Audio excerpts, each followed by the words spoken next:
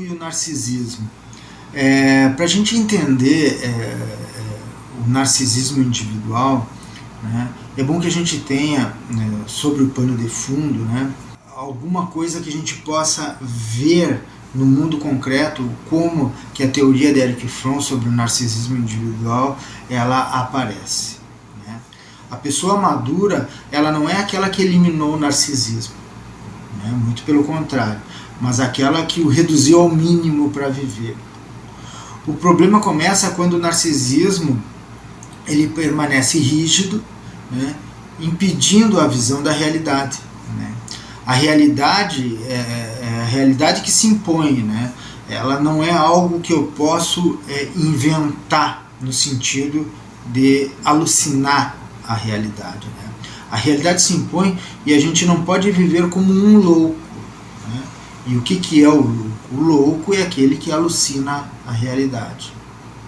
A diferença entre um neurótico, né, que acredita que algo pode dar errado, né, e que ele pensa nisso e isso lhe causa muito medo,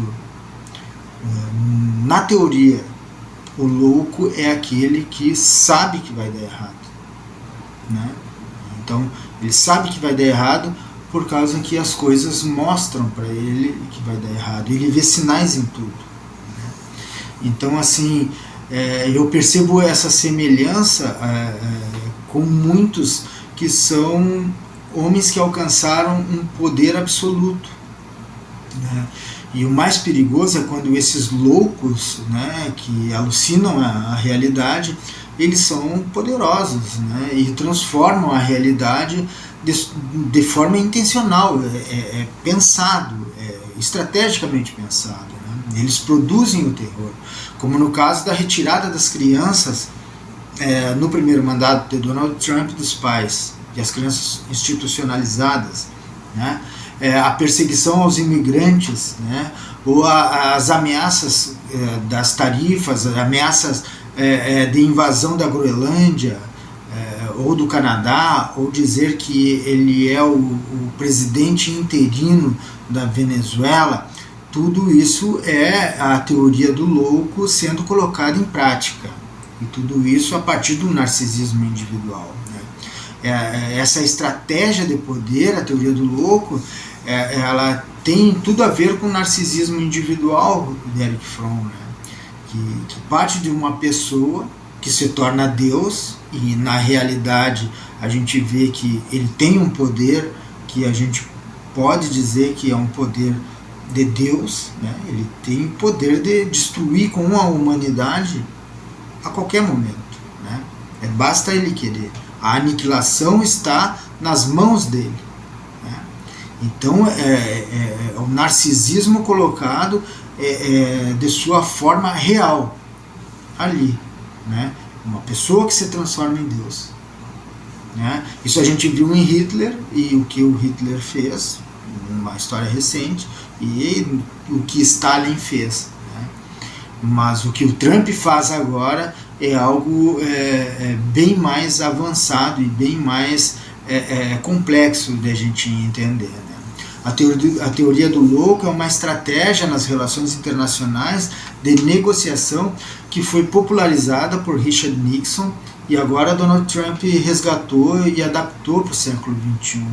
O termo rei louco também foi usado recentemente por aliados de Trump, como o deputado Mike Waltz, que em ataques ao judiciário brasileiro usou a mesma estratégia.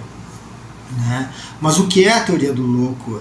É a ideia central de convencer os seus adversários que você é imprevisível, é volátil, é capaz de tomar qualquer medida extrema, né? Como ataques militares, tarifas agressivas, né?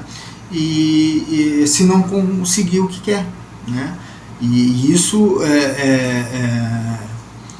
é uma questão importante de a gente entender, que embora seja uma estratégia de negociação, a gente tem que pensar que existe um fundo ideológico e que existe uma paranoia, né?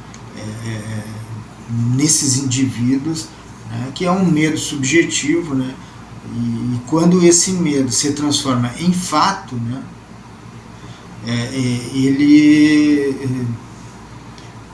ele não diz eu tenho medo que me persigam, ele diz estão me perseguindo, né? E no caso do Donald Trump, embora ele seja uma figura que apresente um certo narcisismo que no caminhar demonstra todo o seu poder, né?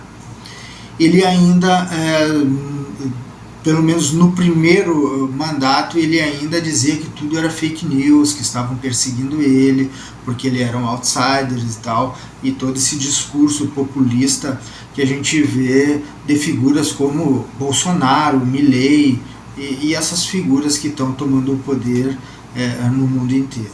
Então, no caso do Trump, ele está rumando ou indo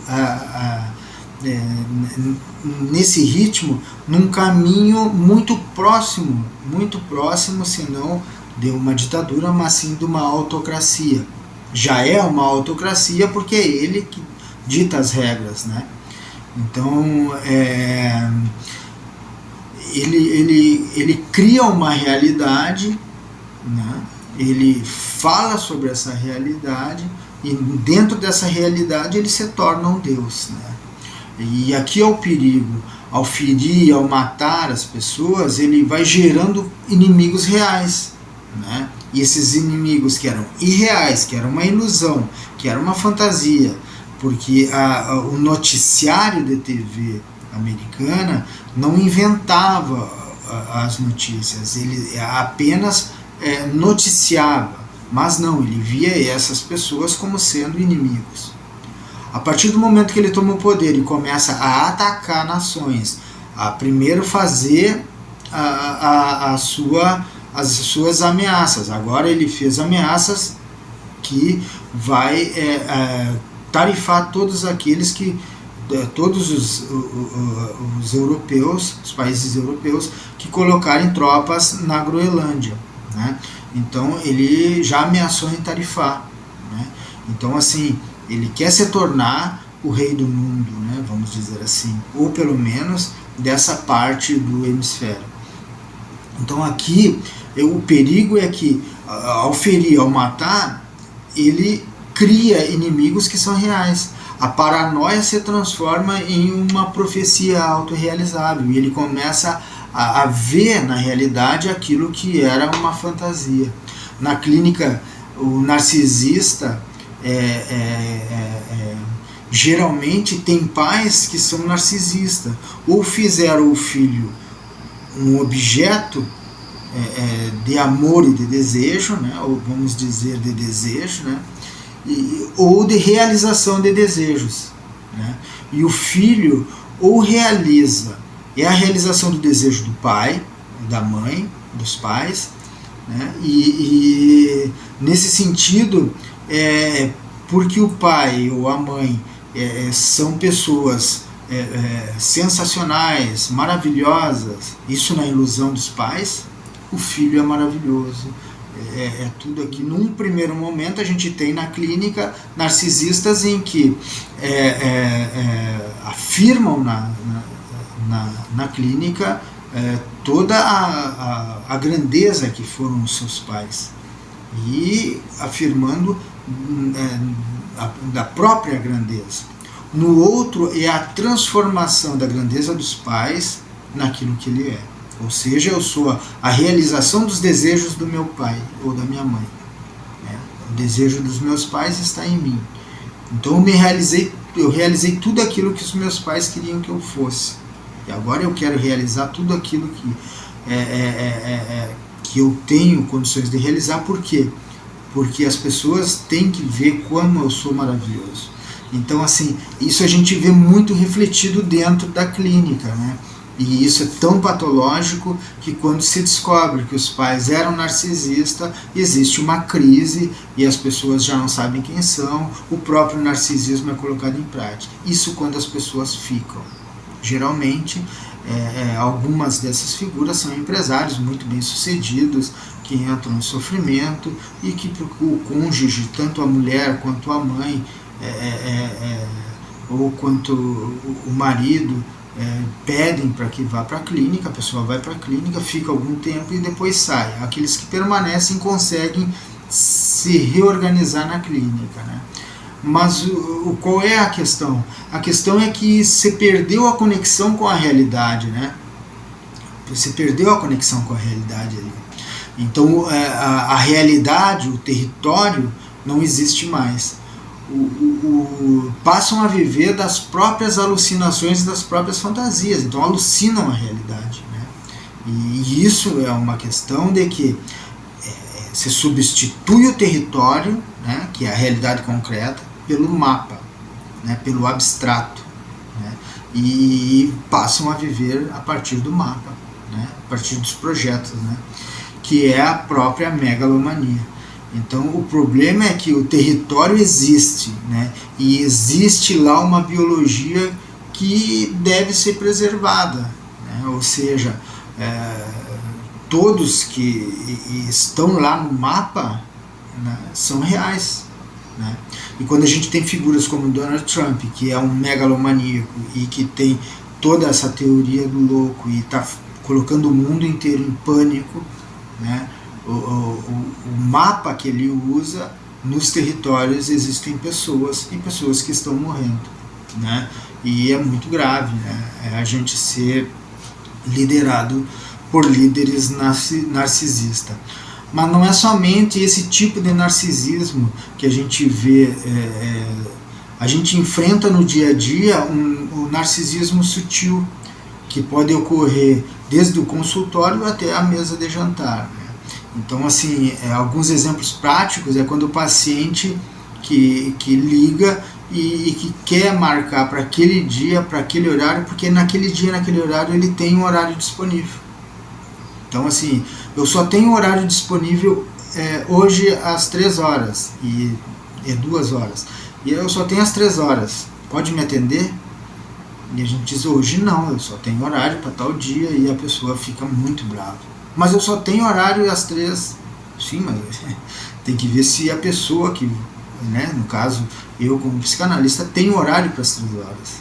Né? E isso, o narcisista, ele exige que seja atendido naquele momento, naquele horário, né? Na clínica isso é muito comum, ou a mudança de horário, né? Poucas horas antes, ou às vezes não vem e liga e diz assim, bah, eu esqueci e eu quero remarcar, eu só posso quarta-feira. Mas quarta-feira tem que ver se eu posso, né? Né? Então essa é a questão que envolve um narcisismo que a gente não vê, né, no dia a dia e que é bem sutil, né? Então outras questões é a questão do pagamento. Geralmente o pagamento mostra também o narcisismo.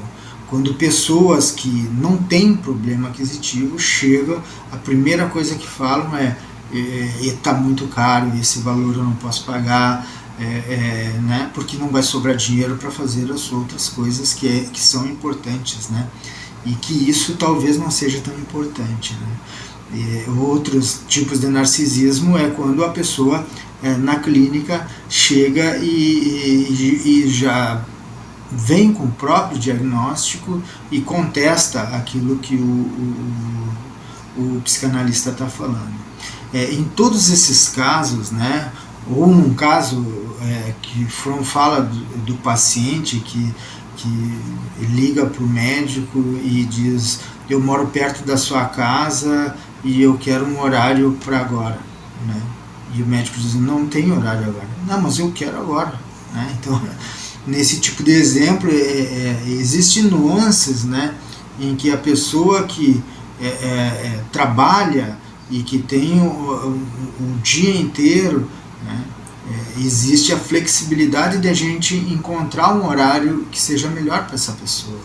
Mas isso é uma negociação. O narcisista não quer negociar. O narcisista é aquele que manda e que diz como que deve ser feito. Então, na mesa de jantar é aquele que estabelece o quando deve comer, o quanto deve comer, que horas deve comer, e esse tipo de narcisismo, né, a gente vê, por exemplo, em instituições. No ano de 2009, aqui no município de Uruguaiana, era oferecido nas escolas um restaurante popular, né? E aí se estabeleciam algumas regras que eram colocadas ali no momento de recepção das crianças, em que crianças que não se comportassem bem iam para o final da fila ou não comeriam naquele dia, entende? Então, assim, isso é um tipo de narcisismo que não vê o outro. Quem exige uma regra como essa vai pensar apenas no seu bem-estar e não vai pensar no bem-estar dessa criança, né? Que geralmente eram crianças muito pequenas e que só tinham aquele momento para comer e ficariam todo dia, às vezes na sexta-feira, todo final de semana sem comida. Então são atitudes pequenas, né, de pessoas que exercem o poder, né, a partir das próprias regras, né, a partir das suas frustrações. Por exemplo, eu sou frustrado quando uma criança não fica na fila, né, e não fica na fila exatamente onde tem que ficar. Quando a criança não retira o boné, quando a criança vem com as mãos sujas, quando ela não lava a mão antes de entrar para a fila. Então as minhas regras, elas são regras importantes para ser cumpridas. Agora, aquilo que a criança não sabe ou nunca precisou fazer, né, não é importante, né? E a aprendizagem da criança não é importante. Então, assim, existem questões mais complexas, por exemplo, saber que aquela criança só tem aquele alimento ali, né, e que aquilo vai ajudar essa criança também a ficar na fila da outra vez que vier, né, porque ela foi bem tratada, porque ela foi bem cuidada, porque ela está sendo acolhida. Mas não, né, não existe a ligação com o outro, né. Fromm vai trazer mais dois tipos de situações, né, narcísicas, que são a da saúde física e da questão moral, né? Então ele vai chamar de hipocondria. Tanto a hipocondria, aquela em que a pessoa começa a fazer pesquisa no corpo para ver se está doente e começa a fazer exames e procura vários médicos, né? Um tipo de narcisismo negativo. E a outra, aquela hipocondria moral, né? Que seria a vergonha patológica, né? O narcisismo moral, a pessoa ela está voltada para si e se sente constantemente descoberta em seus pecados, em qualquer coisa que possa lhe afetar, né? Se no caso da hipocondria física a pessoa fica procurando doença, na hipocondria moral a pessoa fica procurando problemas, né, relacionais, em que ela foi uma pessoa que gritou com a outra, então ela não poderia ter respondido, não deveria ter falado, não deveria ter feito, não deveria, né? E isso é um peso que ela carrega e que não consegue tirar os olhos do próprio umbigo, ela não consegue sair de si, né? Mesmo adoecida pela vergonha, ela vai continuar defendendo a vergonha, que é narcísica nesse caso, né? E que de certa forma é patológica, né? Afrontar uma pessoa que vive assim, né, com um conselho, como uma ajuda, com um apoio, às vezes causa mais revolta, né, como se fosse uma agressão, né? Então o elogio é uma agressão. Por exemplo, no caso de uma pessoa que está desenvolvendo um caso real, uma pessoa que estava desenvolvendo um tipo de hardware e que eu dizia que está muito bem, tá tudo certo, olha como ficou bom, a pessoa se revoltava, a pessoa sumia, passava dias sem vir. Então o elogio se tornava, na clínica, né, o elogio se tornava uma ofensa, né, porque quem sabe dela mesma é ela. quem sabe que ela não é boa, quem sabe que ela sofre, quem sabe que ela vai passar vergonha, né? São vários dispositivos, mas Fromm não trata da vergonha como sendo ponto, mas sim o medo de morrer, no caso da hipocondria física. Mas esse medo é gerado pela vergonha, né? E a gente pode perceber isso na clínica. Então, além de todos esses pontos, né, existe um paradoxo entre o biológico, né, e o sociológico, né? Então, por que somos narcisistas? Né? Somos narcisistas porque a gente precisa defender a própria sobrevivência, né? Entre um corpo e o outro, eu preciso sobreviver, né? Então, podemos ver que o narcisismo ele tem uma função biológica de autoproteção. Então, essa é uma diferença entre a pulsão de sobrevivência de Freud, né, e como o Fromm analisa o narcisismo como sendo esse tipo de pulsão de sobrevivência, né, esse instinto de sobrevivência. Né. Como a gente não tem instintos automáticos como os animais, e para o Fromm o caráter vai substituir como resposta ao mundo real, né, a gente precisa dessa carga de energia extra voltada para nós mesmos para sobreviver. Eu tenho que me achar importante para lutar pela minha comida e pela minha vida. Né? Eu tenho que lutar pela minha existência. Então esse é um ponto do narcisismo que ele é saudável, né? Ele não é patológico. E por que eu estou dizendo isso? Porque a gente não consegue sobreviver sozinho, né? E para a gente poder cooperar, a gente tem que estar bem. Então eu preciso desse cuidado comigo mesmo, né? Então se eu começo a evoluir para um narcisismo patológico, eu não coopero mais, eu forço o outro a cooperar, né? Então a sobrevivência do grupo ela necessita de um narcisismo integrado, um narcisismo onde a gente tem um self construído a partir dessas interações, né? Então esse é um tema para um terceiro vídeo e espero que vocês tenham gostado até aqui.